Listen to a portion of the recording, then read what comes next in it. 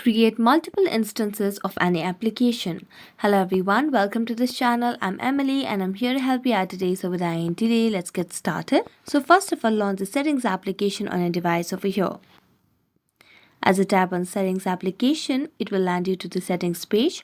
So just scroll down and then tap on apps. As you tap on apps, you can see the option of dual apps over here. So tap on dual apps option. As you can see, there are a few options that has been recommended.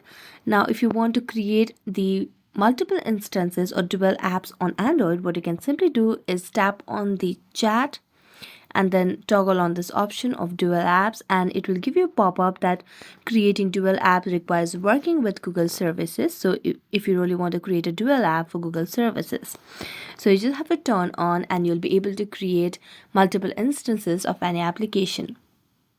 So that's it. Thank you so much for watching this video. See you next time.